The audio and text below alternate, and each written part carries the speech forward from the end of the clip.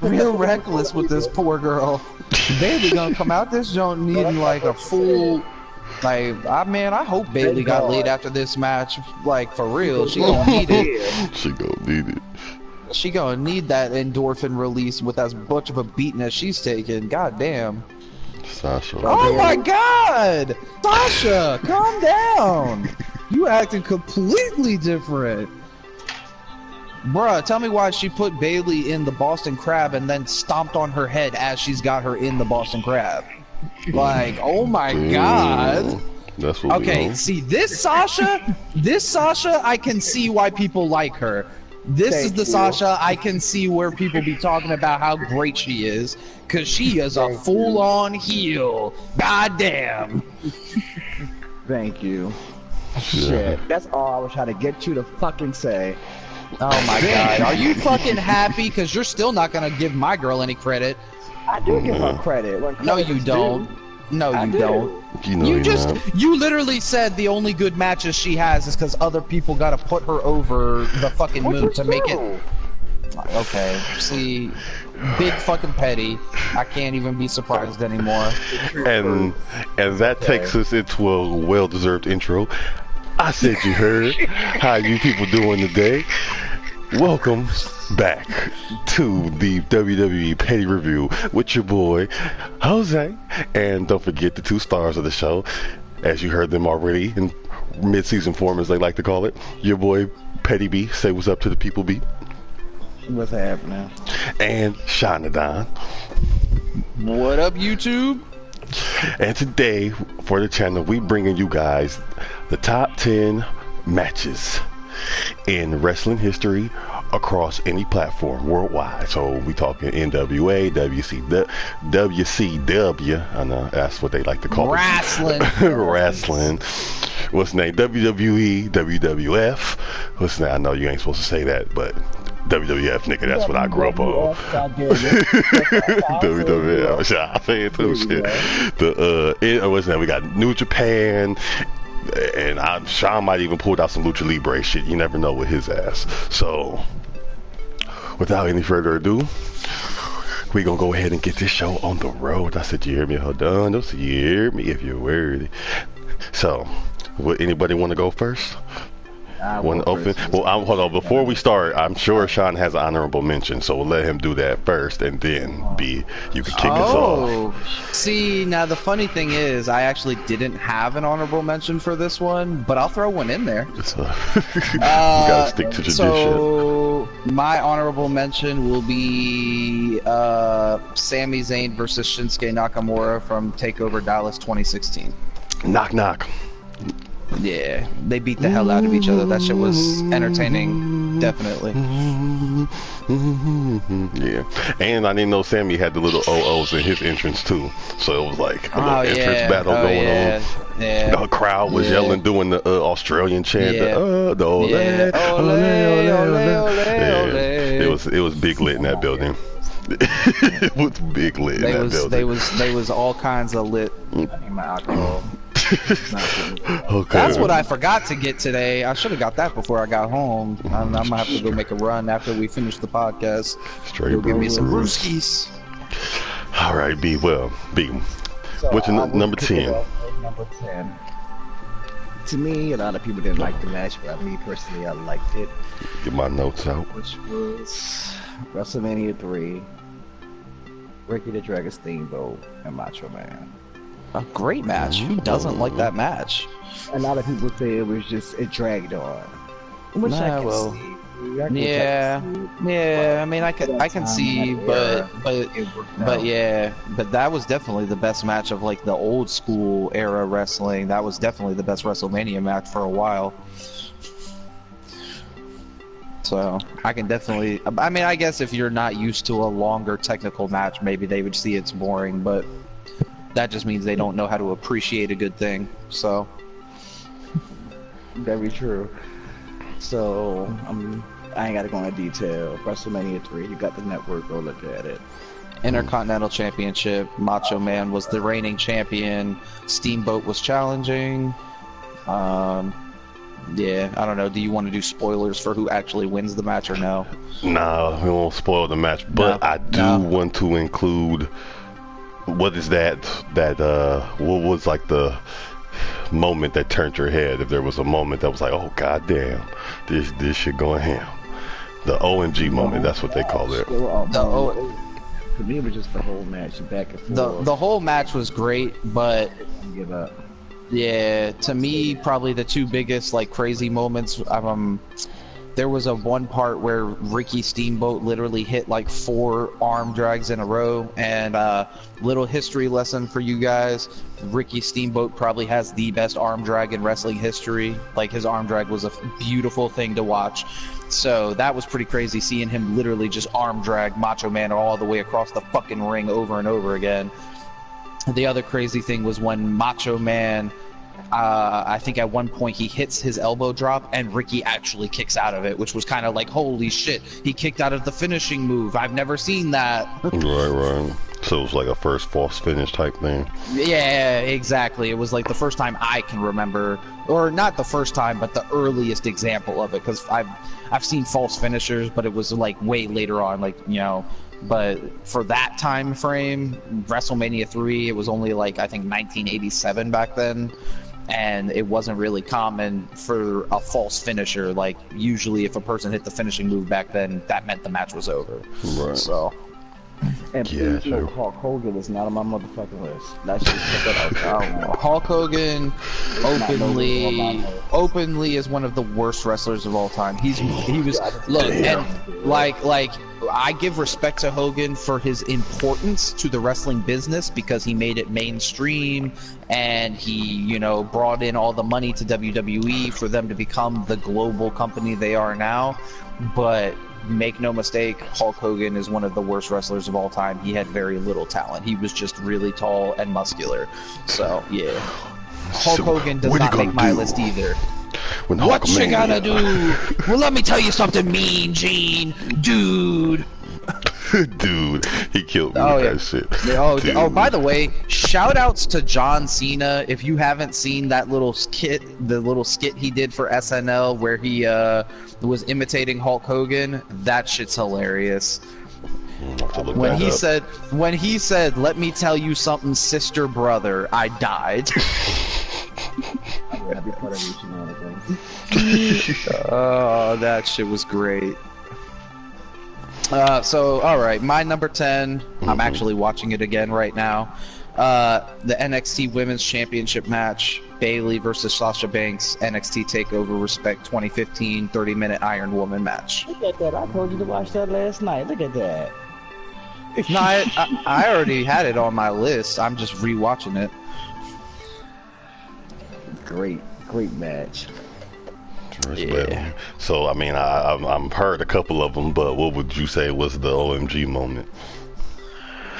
I mean, geez, there's so many to pick. I mean, definitely so far to me, like probably the craziest moment, just because women aren't usually as aggressive in wrestling. I know that's probably a stereotype and I shouldn't say that, but it's kind of true. But when Bayley got thrown into the goddamn stage monitor, that was pretty fucking crazy. I did not expect that to happen.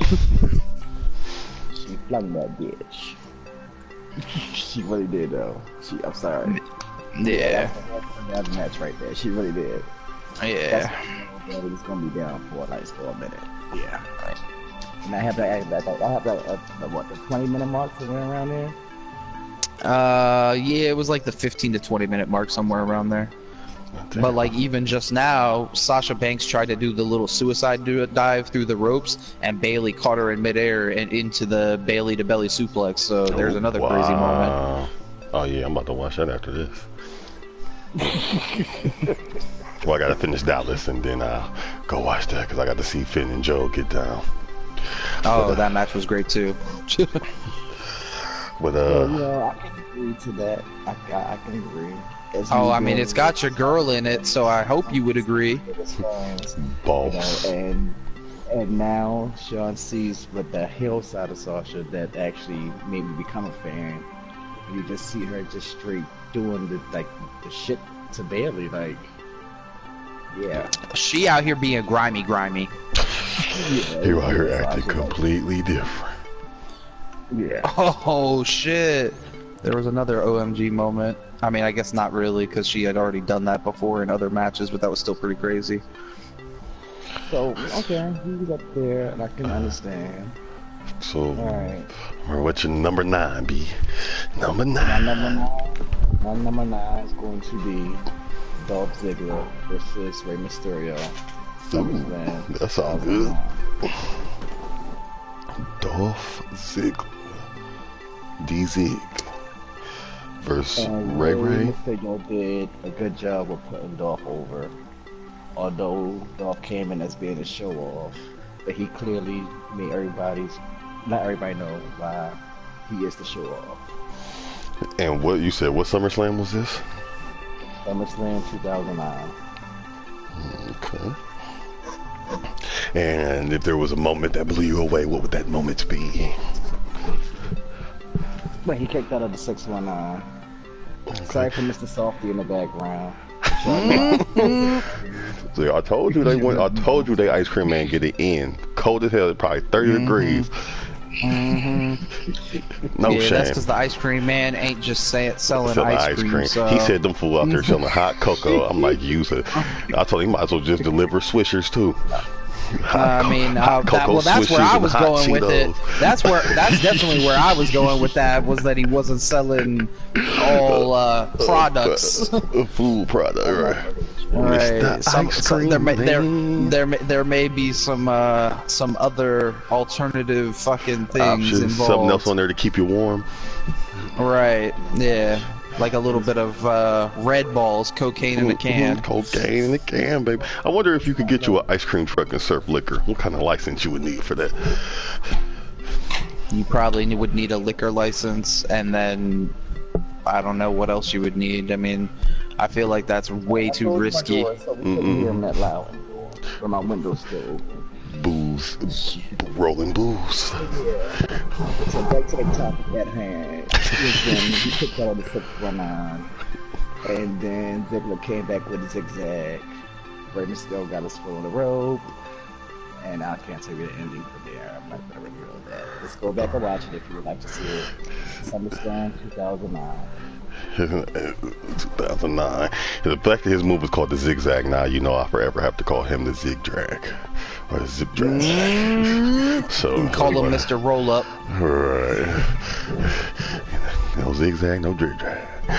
Well, right, so that was Dolph and Ray. And I'm sorry, Rey Mysterio's move is like one of the corniest moves I've ever seen. That damn 619, the kick through the ropes. I've never been a fan of his actual finishing move. I always loved Rey Mysterio because of all the high flying, but his finishing move was weak. Right, I'm about to say, for all that ridiculous ass shit you do, you have a kick through the ropes as your damn move, like a pendulum swing. Right. But whatever. But yeah, so my number 9, I've got Shawn Michaels versus Chris Jericho, WrestleMania 19. Oh yeah, great match. Great freaking match. I'll move it over my list. Okay. Wait, the fact that match was 5th on that card was like way stacked. Because that match was good as shit. You could easily throw a belt in that equation and had it be for any title. Oh my God, they're showing your favorite person on the end of the match, Matt, Miss Big Head Girl. She over there crying because Bailey won. That was a good ass match though. I'm not even gonna front. But alright, yeah, so Shawn Michaels versus Jericho, WrestleMania 19, first time between the two of them actually meeting. A lot of people said Jericho was kind of like the new Michaels, basically, so it was like the contest to see who's really the best in-ring performer in the company. Just a great match. One of Michael's best matches, in my opinion. Probably one that doesn't get enough credit, to be honest. So. Yeah, true. To me, I love the Jericho Sweet Chin music when he threw the Muhammad Ali shuffle openly, in there. openly. because Jericho always the showman, always has been. So I mean, Jericho has probably hit more stolen finishing moves on people than anybody. I remember when he actually won the Universal Championship, he beat The Rock with the Rock Bottom, and then he beat Stone Cold with the Stone Cold Stunner. Like, he's so disrespectful. It's great. Right. Well, I mean, but it also makes sense too, because he uses like the biggest, you know, he's technically not your standard heavyweight champion contender type person. Exactly. So when he uses their moves on it, it's like, yeah, I have to use the big dog move on the big dog for him to go down. Right. Yeah. Exactly. So I be getting why he always does that. That's kind of dope on his part. Right. Plus, I mean, it always bummed me out that they made him change his finisher move, because the Walls of Jericho is literally just a Boston Crab. The Lion Tamer, which was his finisher in WCW, was like a Boston Crab, but he elevated him higher up off the ground, and then he put his knee right in the back of their spine, like, for added pressure. So why did they make him change it? They said it was too dangerous to do the Lion Tamer. Same reason they give for everything. The Lion Tamer, though? Yeah. Like, he barely even putting the torque on it. Yeah, you know, man. Fucking WWE has to water down everything. It's nothing new, so. But yeah, that's my number 8 match. I don't really have necessarily the OMG moment, but definitely one of the... Yeah, that was a 9. Yeah, that was my number 9, yeah. Yeah, but one of the... my fault. All right, you know what, B? Calm it down. All right. Oh, actually, I do. The OMG moment actually came after the match when fucking Jericho gave him the low blow as they were hugging. That was great. Yeah, classic heel move. I'll say, yeah, classic heel Jericho, and then gets out the ring. I'm still better. Right. All right, B. What you got for number 8? Number 8. It will be, and I'm gonna be so mad at myself because I actually put him in my category. Okay, here we go. Oh, I already know who we got to be then. John Cena versus Rusev. Cena versus Rusev. Now, I thought it was The Rock, so that's very interesting that you picked the Cena match. False count anywhere. And that actually happened here live, and I actually was there in the building watching. Oh, okay. Gotcha. So you got the real effect of it. That's why it's on there. Yeah, it was. It happened, and a good match, a good classic John Cena Rusev match, back and forth until Cena hit him with a AA through like some. What was that behind the stage? There was something behind the stage that he hit the AA. He went through it and a pyro went off. It gave like an old school feel to it. I'm trying to remember what the fuck it was back there. The lads. Clearly you see the mats. Yeah, of course. Clearly you see the black mats and shit back there. But Rusev sold it, and yeah, John Cena won. Oh, spoiler alert. Spoiler alert. Shit. God, I'm so sorry. Sorry. Yeah, that's what happens when he talks about Cena. His brain just starts. Hashtag sorry, not sorry. Barely paying attention. Yeah. And the funny thing is, that isn't even, in my opinion, I mean, John Cena didn't make my list, but that, in my opinion, that's not even his best match. So that's kind of funny that you put that on there. But I wanted to give it a little something different. Like, I'm not a fan of Cena's lie. I'm a fan of I would have gone with, if I was going to put Cena on there, it would have been Cena versus RVD at One Night Stand. Oh, yeah. No, that wasn't a 5-star match to me. Now, Cena versus AJ Styles, yes, but that was later on down the line on my list. Yeah. Cena versus AJ. Yeah. That was a good match. That was a very good match. Go ahead, your number 8. My number 8. Bret Hart versus Stone Cold, WrestleMania 13 submission match. Oh. Okay. Kind of. Now, the match itself is great, but what this match is most known for is being the first double turn in a wrestling match, because coming in, Stone Cold was the heel because of his whole attitude, and like Austin 316 says, I just whipped your ass, and Bret Hart was the babyface. this match actually turned both of them so that Bret Hart became the heel and Stone Cold became the babyface for refusing to tap out. And so the match ends in, I won't say controversial fashion, but yeah. Shamrock match. Is that right?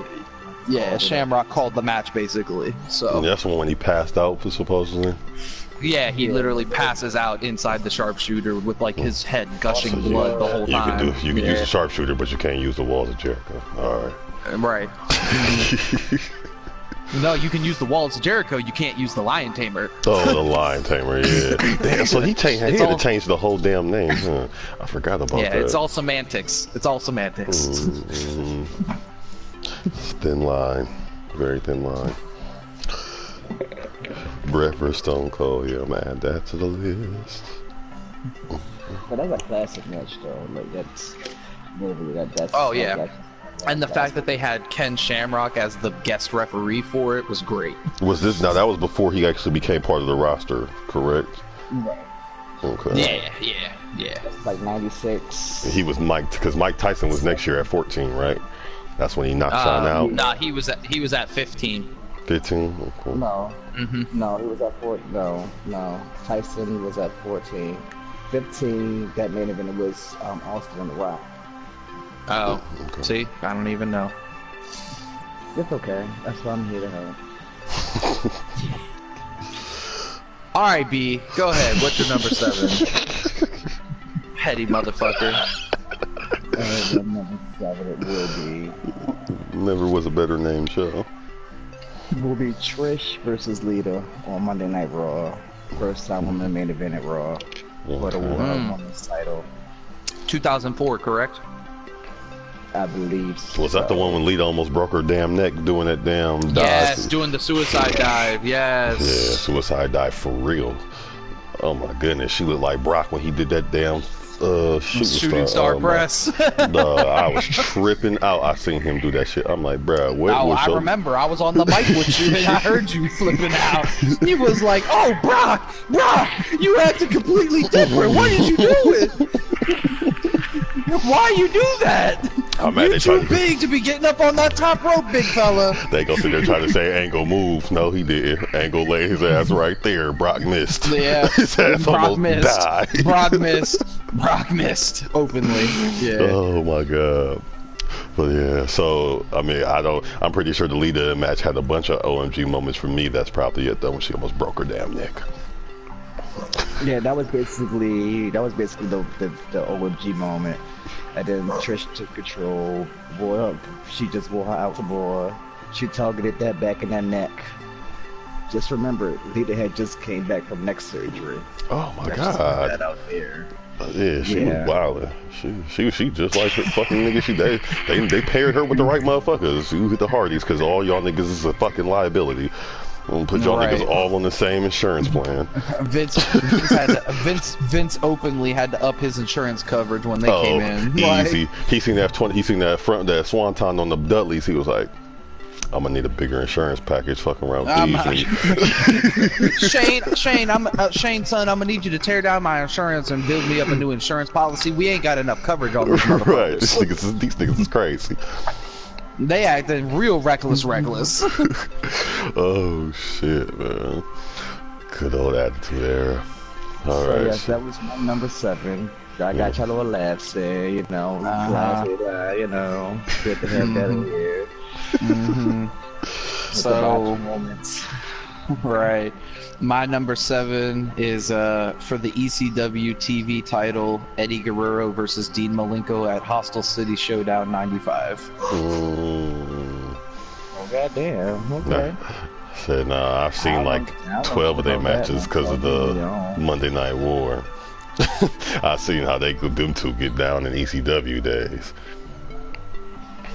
That was some crazy action. Basically, what's crazy about this match is that, not to take anything away from ECW, but ECW, most people know it for the crazy stunts, the tables, the barbed wire bats, the fucking all that shit.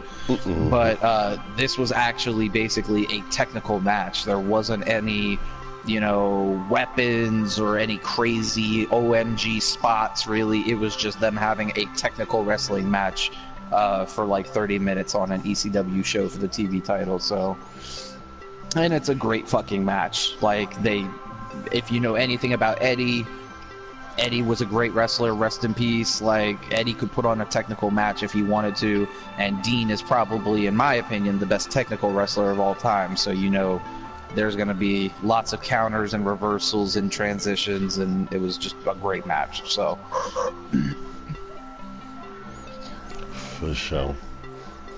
And the back and forth with them two was nuts back then. Like, how they could just keep going and going and going and going. Double drop kick into a arm drag into motherfucking the spots where they do the reverses all the way through. And, like, it'll be like a good 5 minutes of just back and forth, and then they both jump off their back and throw their fist up like. Alright, B, number 6. What you got? Number 6. Gotta take it to modern day. And it's gonna be with who else? The Boss against Charlotte Flair, SummerSlam for the women's title. The Raw women's title. Boss versus Lil Rick. Yep, Boss versus Lil Rick, SummerSlam. Who had the belt at the time? Sasha had the belt. Okay. What year SummerSlam? This was 2016, I believe. 2016. Oh, okay. So last year.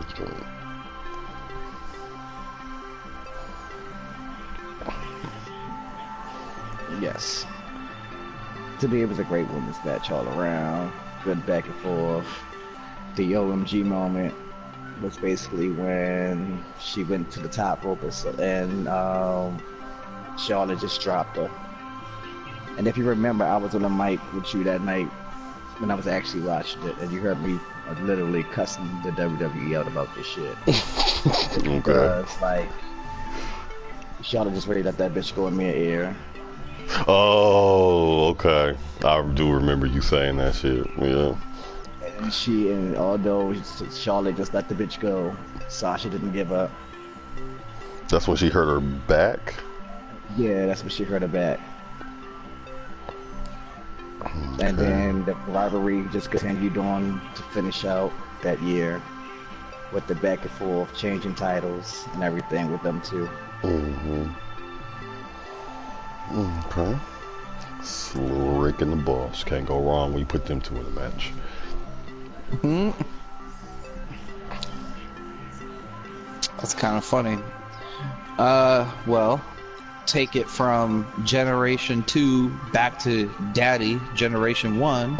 My number 6 is Big Rick versus Ricky Steamboat. Clash of Champions 6. 2 out of 3 falls for the NWA Heavyweight Championship. Yeah, that's one I've been meaning to watch anyways. But now I know where to find it.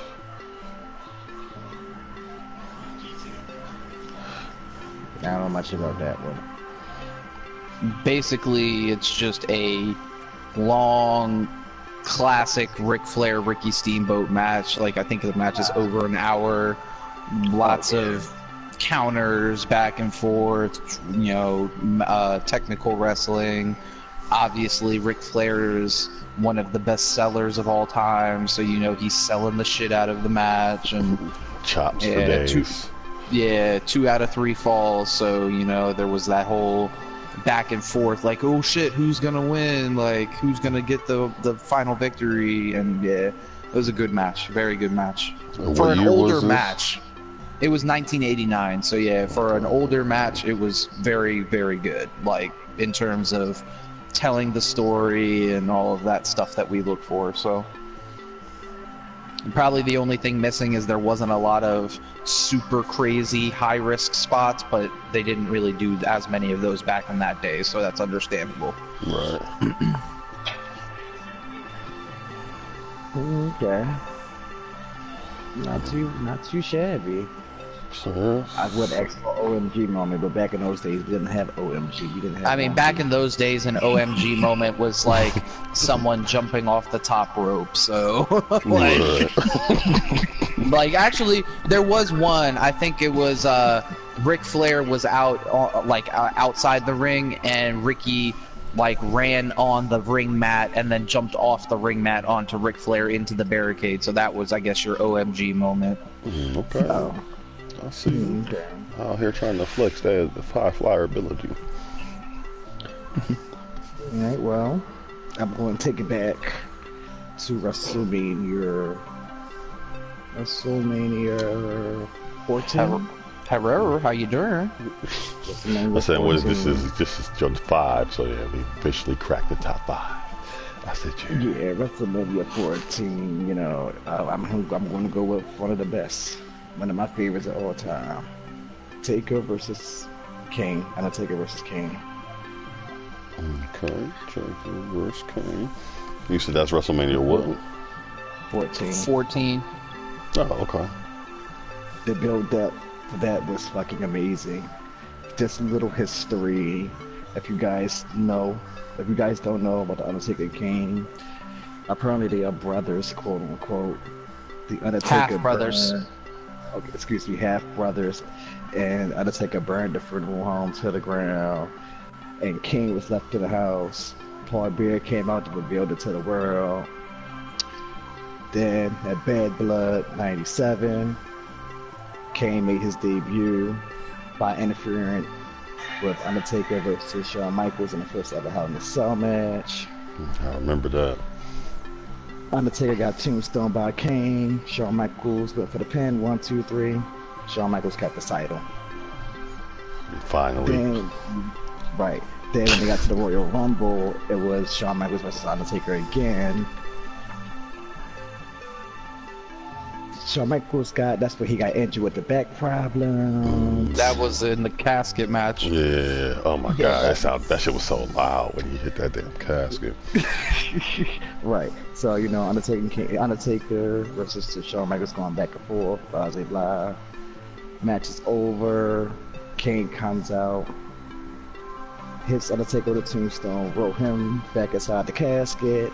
Poor Bear and Kane put locks on the casket, push the casket up to the entrance, and set the bitch on fire. I remember that too. I remember that too. So it went off the air. Monday night happened. They showed what happened afterwards. They opened the casket. Undertaker wasn't in there. Mm-hmm. But then here comes February. Undertaker miraculously comes back, and him and Undertaker Kane playing mind games with each other. Then, you know, bam, that leads us to the match. Gotcha. That was a goddamn lot. Alright. Yeah, it's a goddamn lot. So, great contest. Great, brilliant. I like the whole storytelling of the match. It really wasn't a back and forth in the match. It was just Kane beating the Undertaker's ass, literally. I like the 3 tombstones in the match. The Undertaker gave to Kane. You know, Undertaker famous running from the rope and jumping over of it. But he didn't land on Kane. He landed on the announce table. Oh, goddamn. And yeah, I can't reveal no spoilers, so that's all I can give you. Well, I mean, since it's a WrestleMania, it ain't that much of a spoiler, but... Yeah, right. Let's just say if you know the Undertaker had a streak, you kind of know the outcome of the match. I'll just leave it at that. So, funny, we're on the same page again on this one, B. My number 5 is Shawn Michaels versus The Undertaker at WrestleMania 25. Oh, yeah. Okay. I already got that one on the list. I still gotta watch. That works. That works. You know, I have nothing bad to say about Taker's matches at all. So, you know, you're right on. There's plenty of crazy spots. You got Shawn Michaels missing the moonsault and landing on the announcer table. Undertaker jumping over the ropes and getting like almost breaking his neck, and Shawn Michaels had to like pull the cameraman in front of him at the last second. Which he fucked up, but it's okay. Go ahead. Multiple false finishes throughout the match. Yeah, so just a crazy match. Definitely lived up to the hype in my opinion, so yeah. And, you know, I openly am an HBK fan, so anything with Shawn Michaels, I'm happy. Yeah. True. It's two of the GOATs right there. Alright, that was your 5. Okay, so we are on B. Your number 4. My number 4 will be Chris Jericho versus Chris Benoit. Judgment Day 2000 in an Ultimate Submission match. I definitely didn't see that. I want to add that to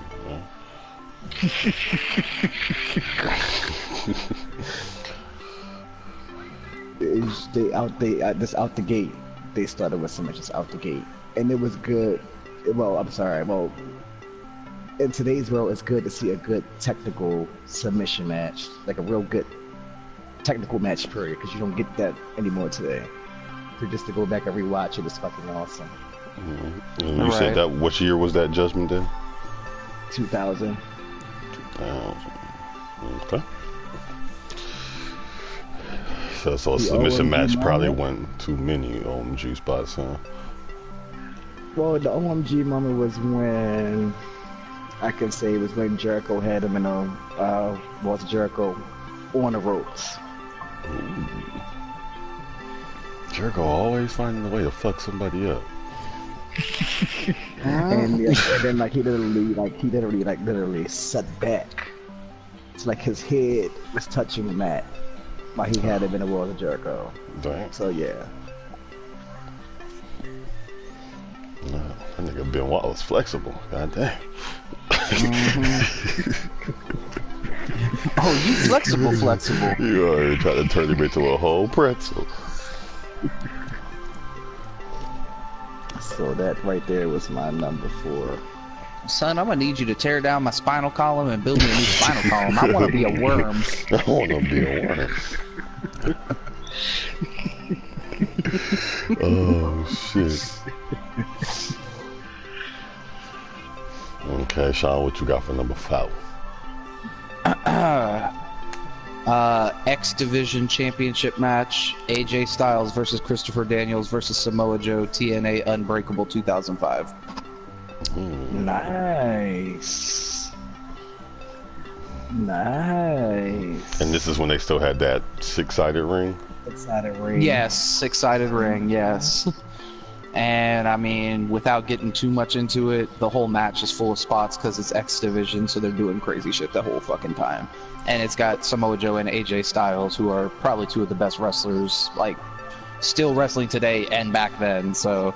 And Christopher Daniels isn't too shabby himself, so it's a loaded fucking match. It's a great match. It's just a great match. Like, if you want to see something that's exciting and gonna keep you entertained, it's a great match. Yeah, well, anything with TNA in that X Division usually keeps you into it anyway. It was basically the cruiserweight division. Like, they was doing crazy shit. Yeah. Gotcha. Somebody in the comments just said, "Oh yeah, brother, snap it to a Slim Jim." Oh yeah, Macho Man. Oh yeah. Well, let me tell you something, Mean Gene. Just when you think you got me figured out, I change it up on you. Look, boy, Macho Man used to be high as shit. Yo, Macho Man and Rick were on coke every single promo.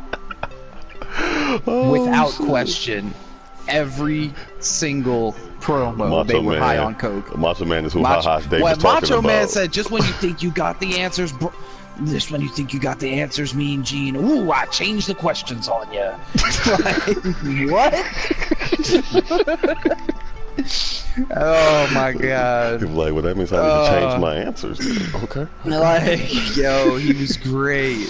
Macho was great, man. Macho was definitely telling you to tear down the economy. Yo, he openly was telling you to tear down the economy and build a new one. And I'm trying to be an alien. Like, oh man. Said I'm the king of the crop and I rise to the top. Rise to the top. That's right, bruh. Tell me you saw that promo where he kept pulling out the goddamn creamer cups when he was saying that. He said it, and every time he pulled out a new cup of creamer, like, oh, I'm the cream of the crop, and the cream always rises to the top. And then he gives Mean Gene a little thing of half and half. And then, like, after the third one, Mean Gene looks at him like, where are you getting all these from? It's great. Oh, man. Oh, what was the other one? I'm too hot to handle and cool too for school. Yes, hilarious. Really. Oh man, 80s Coke equals best Coke. Little lesson of the day for everyone out there. I can't stand you. It led to some of the best promos you ever see. It led to, oh my god, and I'm having a hard time keeping these alligators down. Let me tell you. Why? Because I'm the champ. Yeah, because I'm the champ. You can buy one of these robes for $15,000. I got 12 of them. You know why? Because I'm the champ. He was high on meth all the time. Because I'm the champ. Oh man, good times. Throwback to the 80s right there. Yeah, hey man, the wrestling might not have been as crispy, but the promos was on point back then. Let me just say the promos was doing their job, though. The promos was getting them people in the seats, man. Even fucking Hulkster with the, no, let me tell you something, brother. Oh, I've got my vitamins and I say my prayers, and I know all the Hulkamaniacs. Oh man. Alright, I know we was on number 4 somewhere. No, yeah, that was my number 4. So, okay. So number 3, B. Okay, so we on the 3. What you got for 3, B? My number 3 was the match that Sean had just recently watched, which was The Boss versus Bailey in the first ever Iron Man match for the NXT Women's title. Okay, bring it back though with up the list. I'm sorry, I know you didn't watch the match yet, and I really don't want to spoil it for you. Right. I mean, just give me one of the. I mean, other than Sean, you know, about 6 times. Like, oh my God, Sasha. So I know Sasha was out there on that grimy tip. Yes, she was a true heel at that time, and she did what the fuck she was supposed to do: lose the title, go to the main roster. Mm-hmm. The whole match by itself was it was an amazing match. And big ups to Bailey for not giving up. Which is her thing. Hashtag female John Cena. Oh, here we go. Hashtag she openly needed a hug after that match. Hashtag little girl crying in the stands. Little girl came to the wrong show. Wrong crowd. Hashtag who made you like this. Hashtag you acting completely different. So the funny moment, but there is a funny moment in that match is when Sasha took the little girl headband. She did not. She did. Oh, she did. She took her headband. Okay, you know Bailey got her number. Her favorite fan always there to see her. Yes, the little big-headed girl. Right. Yeah, so the big-headed girl had something in her head. And Sasha smashed that bitch off, went in the ring, put it on and started taunting her with it, and it had like crying. Oh, dude, yeah. Yeah, dude, real rude. Real rude. Openly watching this match as soon as we done with this. Oh my God. She did not go Jericho, snatching signs. She did. Ripping them. She did. She went grimy, dude. It was great. Oh, man. Okay, Sasha, I see you. I'm telling you, like, you will see why I love this woman so much. Like, her heel days was perfect. And when you see it, you be like, okay, yeah, I can definitely see why you like her when she was heel. Yeah, because that's openly the pettiest maneuver I've heard. Take a little girl headband. She took the headband right off her head. It was great. So. Oh god. Oh god. Yeah, wrong show. Oh man. Wrong To be show. honest though, B, not that I have a problem because I had that match as my number 10, but I'm surprised your number 3 wasn't the fucking NXT Brooklyn match. Yeah. Because because a lot of people have seen Brooklyn, but people forget about their NXT takeover match. I respect. A lot of people forget about that. I don't know if a lot of people had saw it, but the NXT respect was just up there as the Brooklyn to me. It was just up there. So either way, I couldn't go wrong with the two. I couldn't go wrong. Right. That's just how I look at it. I mean, yeah, there's no wrong answer there, but all right. So my number 3, I've got Samoa Joe versus CM Punk number 2, Ring of Honor Championship. The name of the pay-per-view was literally Joe versus Punk 2. So nice. Built yeah, it that's like a back boxing in match. 2004, I believe. Yeah, Samoa Joe, CM Punk, do the damn thing, crazy. Ring of Honor, they have less stipulations. They just kind of let them wrestle. So there's a lot of crazy spots and stuff. So yeah. Okay. Okay. Got to put my little indie flavors in there every once in a while, you know. Yeah. Keep it non-mainstream. A little bit. A little bit. Alright, so that puts us to number 2. What you got, top Number 2? deuce. What you got, Number B? 2. WrestleMania 20. The main event, Shawn Michaels versus Chris Benoit versus Triple H. I got that on the list. Which I am still pissed that is the only fucking match not on the Mr. WrestleMania DVD. So disrespectful. So disrespectful. So disrespectful. I know. Trust me. I'm aware. I know. They just shout out Benoit. We ain't gonna let you die. Shout out to Benoit. Hey, look, what happened around how he died might have been fucked up, but that don't take away what he did in the ring, man. Right. And he openly, now that we know with the research we know, especially through the NFL, he openly had a damn brain disease and CTE, where he literally, his behavior was not under his control from all the years of headbutting cats in the middle of the ring. Right. So, but yeah. So what was your OMG moment for that match?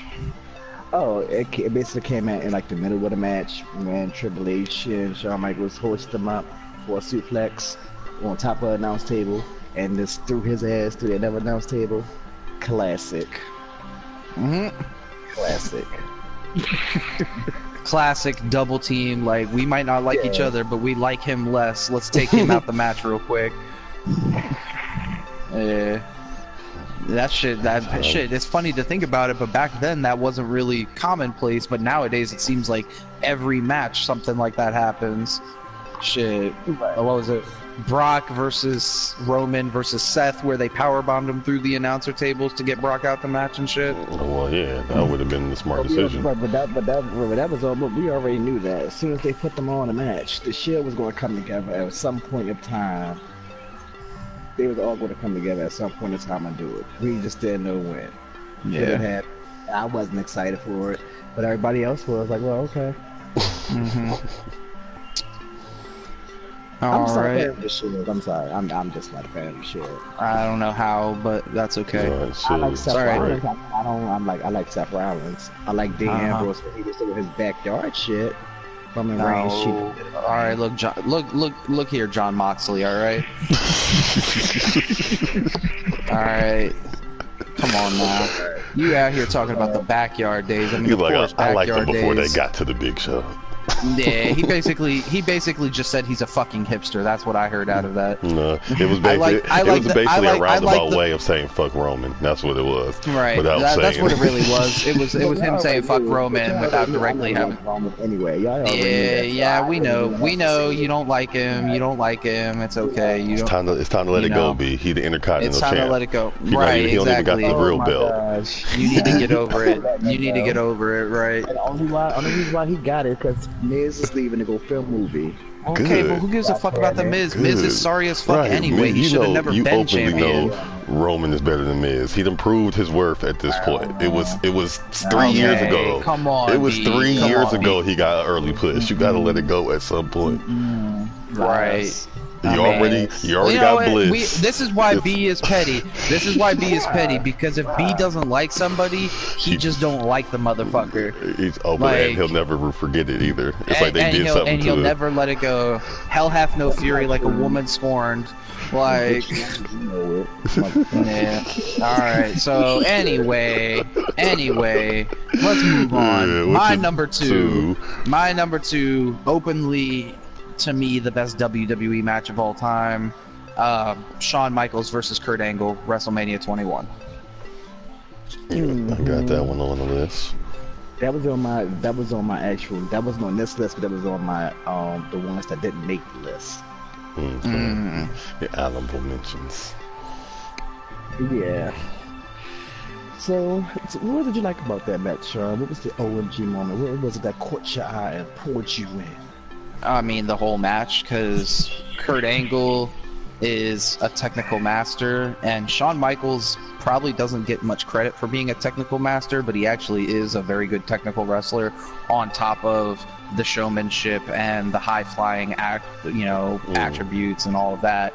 So they were able to put on a technical match, which obviously, if you're picking between him and Kurt's probably the slightly better technical wrestler, but Shawn is good enough that it makes it look believable while also mixing in all the other stuff. And there was the whole build up to the match was, who's the best in-ring performer? Is it Shawn or is it Kurt? Because at the time, Kurt was getting that big push as being the best technical wrestler, the best in-ring performer, but everyone still said Shawn because it's Shawn, goes without saying.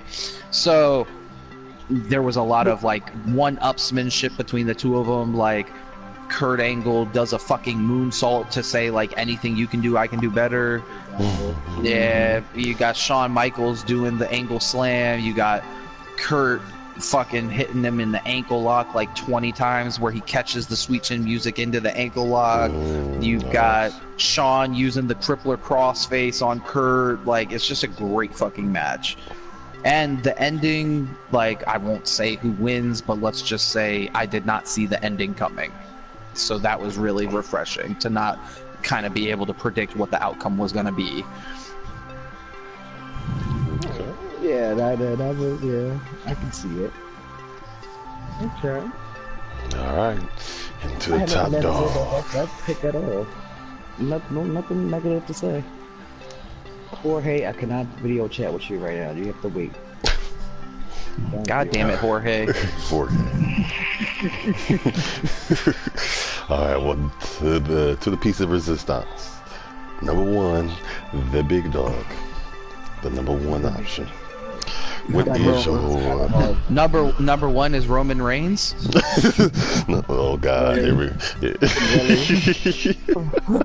You're just trying to round me up, ain't you? You just really trying to round me up.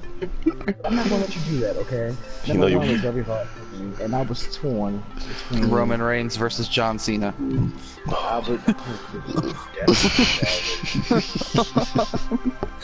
Best match of all time. Alright, let me stop fucking with B. Go ahead, B. What's your real number one? Chicken I box. was literally torn between two. Well, not really torn between two. It was just the comeback was amazing with one of them. But my number one is Undertaker versus Triple H. WrestleMania 28, the end of era match, and that's a Hell in a Cell. Okay.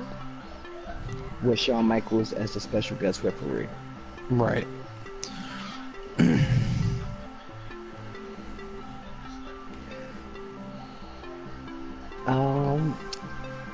The OMG moment when Shawn Michaels super kicked Taker and Triple H tried to go for the pin, Undertaker kicked out. They had some great crazy spots. at the end of the match, they all walked up on the stage and hugged each other. A nice moment for us fans to get to see him carrying on. Well, this was like one of Taker's baby retirements. Nah, it was, yeah, it was just a, it was just the end of an era thing. Just the end of the era thing. Like, yeah. That's all. It was, end of an era. What era? That shit I'm still trying to figure out. But that's what they I think the biggest thing, was it was supposed to symbolize that Michaels wouldn't really be around anymore because he was only there to be the special referee, and he had already technically retired, and Triple H was supposed to be taking more of a backstage role, so that was supposed to be like his last big WrestleMania moment, although obviously hindsight 2020, that didn't happen. Clearly couldn't give it up. Right.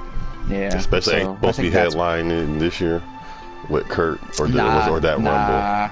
Nah, I don't think he's headlining. He's supposed to be fighting Kurt Angle. Yeah. Either Rumble or Mania, one of the two. Right. We'll see. Which one yet? But they both was injured. Right. So. Yeah, they need to stop putting Kurt in the ring. He just don't look good in the ring no more. He just don't. You acted completely different, Kurt. Completely different, right? Whatever guy you got going on with that bandage leg, it ain't working. Oh, nah. It was not a good look. But anyway. Alright. So that brings us to my number one. IWGP Heavyweight Championship. Okada versus Omega #2 from the Dominion pay-per-view. It's a great match. It's an hour long, and not that I necessarily agree with Brad Meltzer about everything, but it is the only match he's ever given a 6.25 out of 5 stars. So that kind of tells you everything you need to know. Okay. But also he hates WWE. I do not hate WWE. Not you talking about the other dude. Oh, Brad Meltzer, yeah. No, Brad Meltzer. Okay, yeah, Brad Meltzer is a dick, though, for when it comes to WWE. He's only given WWE five-star matches, like, ever. And, it's not even the matches you would think. Like, Taker versus Shawn Michaels didn't get a 5 stars from him. It got a 4.75. But he gave the pettiest. But he gave, yeah, like he missed up the score. He a dick. He's big petty. No, he's big petty when it comes to WWE. Yeah. But the funny thing is, though, he gave Shawn Michaels versus The Undertaker at Bad Blood a 5 stars. Which was openly not even that great of a match, truth be told. That's the one when Kane interrupted, right? That's the one where Kane interrupted, yeah. It wasn't that great of a match. It was a good match, but it wasn't a 5-star match. No, like in the closing, you got a closing of the match, like when you know it's coming to the end, the match started picking up, and you got more and more excited. But it wasn't a 5-star match, no. Yeah. But, yep. So that's my number one. If you don't know anything about Kenny Omega, he's the truth, and I highly encourage you to go watch any of his matches in New Japan, because the dude is like the modern day HBK, Chris Jericho, like fucking just a complete showman in the ring. So, and FYI, I gotta do an ad. Shameless plug on that to Wrestle War. January 4th. Yeah, Wrestle Kingdom 12. Yeah, I didn't get to that yet, but thank you. January 4th, Wrestle Kingdom, live from Japan. It's going to be Chris Jericho versus Kenny Omega.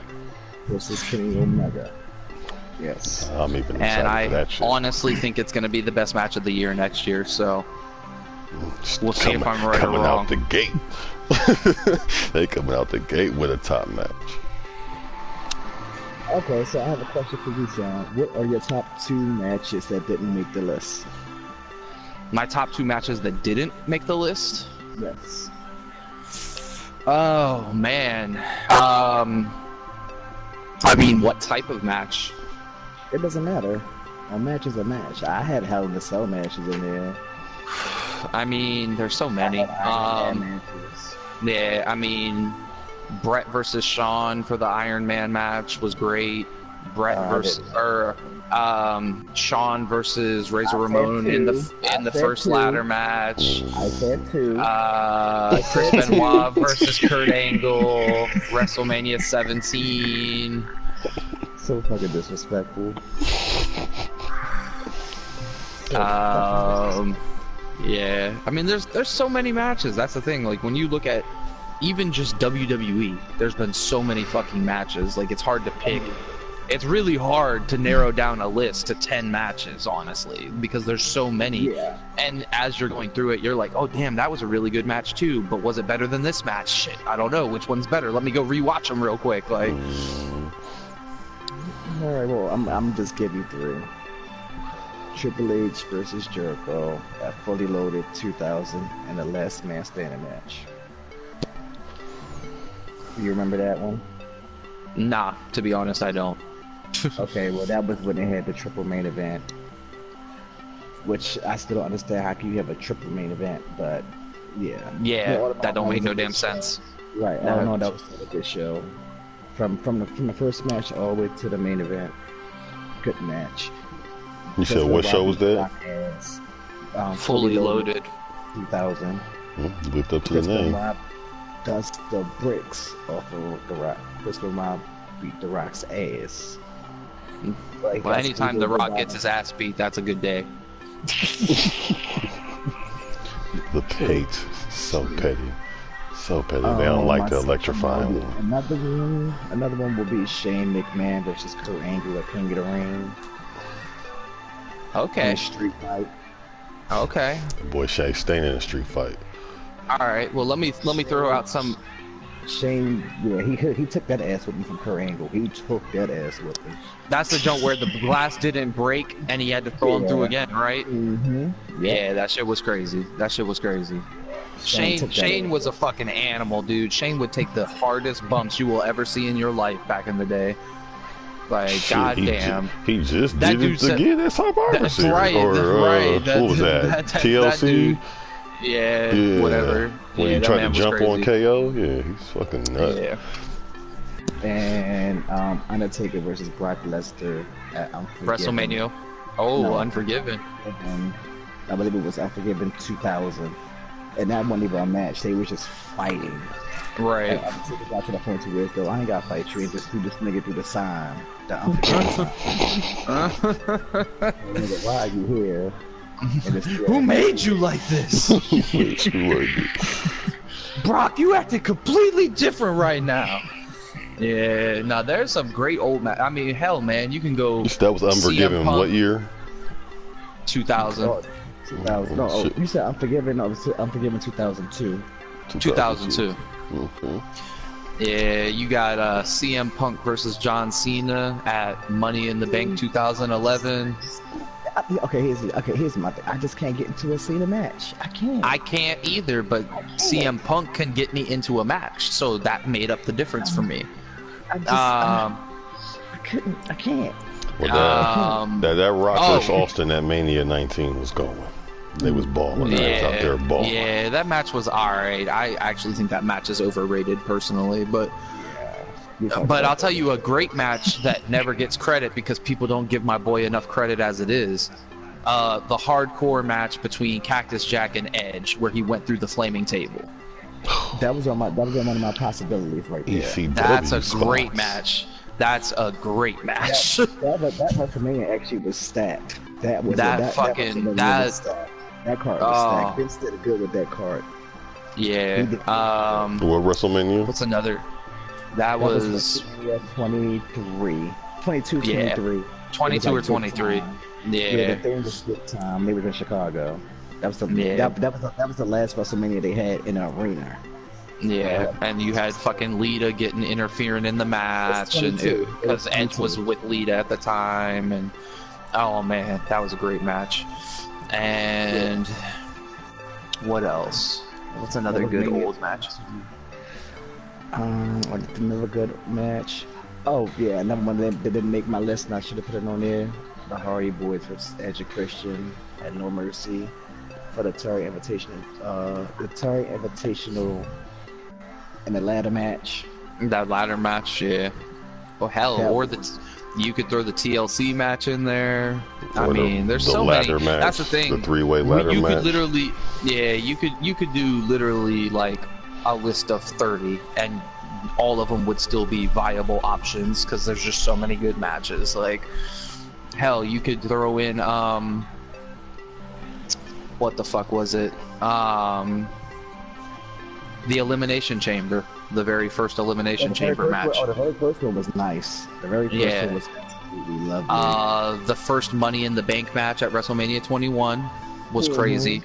Like, there's so many that you can go through. It's like you're never wrong when you're talking about all-time great matches. There's a reason people still remember those matches. It's because they were that entertaining.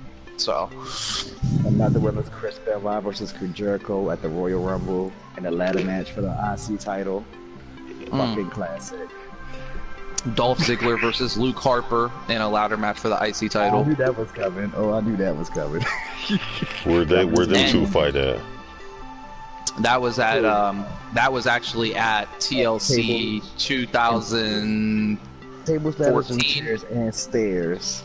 That Yeah, one it was and Stairs and Stairs. I think it was Yeah, 2014. So Oh, TLCS. and the fucking, oh my god, the TLC match between John Cena and Randy Orton for the unified belt. That was a great match too because John Cena fucking lost. Okay, now I'm gonna have to watch that one. Nah, that was actually a good match though. Like, as much as I don't like John Cena, that was a good match, and John Cena lost, which just made it that much better. I'm gonna have to actually. I think Randy Orton at one point RKO's him off the top of the ladder. It was fucking great. Which WrestleMania was it when Randy RKO'd Rollins out of the air off the counter? WrestleMania 30. Okay. No, 30 was New Orleans. I'm pretty sure it was WrestleMania 30. That was San Francisco. Was it 31? That was. It had to be either 30 or 31. Yeah, okay. Yeah, that was the jump where he countered the curb stomp into an RKO. That shit was wild. That shit was everything. I was on my. That was the OMG moment of the whole damn night. Like, he did that shit. I was like, oh no, he did it. Like, when he cashed in the Money in the Bank. Like, Randy, you acted completely different. Who made you like this? Like, different right now. Rollins was like, you do nothing like this. Yeah, Rollins was like, I ain't never seen an RKO like this. I wasn't ready. No. He probably just got springboarded in the air like, what's going on right now? No, that's literally how it looked too. Like, cause he went for that curb stomp and he jumped up and Randy just like literally stood up and Rollins goes flying up into the air like it was a pop-up power bomb, and then he just catches him on the way down with that RKO. That was brutal. Gotta love Orton. Yeah, Mr. but I mean, yeah, like I said, there's so many great matches. I mean, I'll tell you another one that was actually really entertaining was Batista versus JBL in the like no holds barred match they had. That was a great match, where he fucking spine busted him onto the goddamn steel stairs. Oh, that just sounded like the Hell in a Cell Batista and the Undertaker had at Survivor Series. Oh my god. Yeah, yep. That's what that sound like. Yep. That's the thing. Like, once you start thinking about it, you like realize, like, damn, that was a good match. Damn, that was a good match. Don't judge me for what I'm about to say, but Roddy Piper versus Goldust. Oh my god. Oh my god. Oh my gosh. Alright, you just brought down the whole level right there. Like, we went from talking about great matches to talking about Goldust versus an old Roddy Piper though. Like, how'd that happen? You didn't like that match. No. Was I'm sorry, I didn't like Goldust because his character, let's just call it what it is, his character came off as super gay, and it was making me hella hella uncomfortable as a kid. Like, it was uncomfortable. Like, you out here fucking straddling grown men and, like, licking their faces and shit, and you wearing a platinum blonde wig into the ring. Like, I'm sorry, I just can't get down with that. The kiss into the 10 punches. Like, it's too much. It's too much. I couldn't handle it. My mind could not comprehend it at the time. Shit. But hey, a WCW match to throw in there. Apparently, a lot of people say this was a great match. Was Rey Mysterio versus Eddie for the fucking cruiserweight belt. It was title versus mask at Halloween Havoc '97. Well, you can't go wrong with neither one of those two in a match. Right. So they already were known for having good matches, but then you throw into it that whole stipulation of like, if Ray loses, he's got to take off his mask. You knew that shit was gonna be crazy. Well, they said Ray's debut on what was it? Bash at the Beach. He debuted versus Dean Malenko. He said it was like his best performance ever. Oh yeah. You want to see a brutal match? You want to see a real brutal match?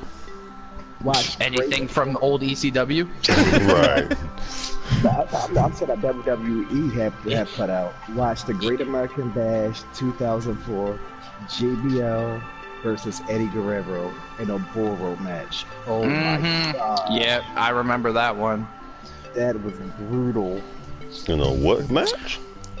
The bull rope. What was the match? You would know this, B. What was the match? I think it was Triple H versus Ric Flair, and he literally took a screwdriver to Ric Flair's eye. Like, I really like this fool. Hey, where the fuck you going? Oh my god. He got distracted. He got distracted. I'm sorry. I did. Go ahead. I'm sorry. I did. You said it was Bash at the Beach, what, 2004? No, Great American Bash. Oh, yeah, 2004. Yeah, they wrap this up like it's jewelry. That's my day, Starbucks. I'm so sorry. I'm so sorry. Hella distracted over there, but it's okay. Bring it back in, B. Look, don't worry. I'm gonna take a picture of this shit. Don't worry. And then you gonna see what I'm talking about. But nah, I was saying, I forget. I don't remember what pay-per-view it was, but it was the hardcore match between Triple H and Ric Flair, where he was taking the screwdriver to Ric Flair's eye. That was Survivor Series. That nigga, Triple H. Oh wait, that's pure when savage. Undertaker came back. Yeah, that's the one where Undertaker and Randy Orton was fighting. And that's what I forgot to put on my top 10. Undertaker and Orton and Hell in a Cell match at Armageddon. Oh, that was fucking classic. Yep. So many matches. So little time. Right, so many matches.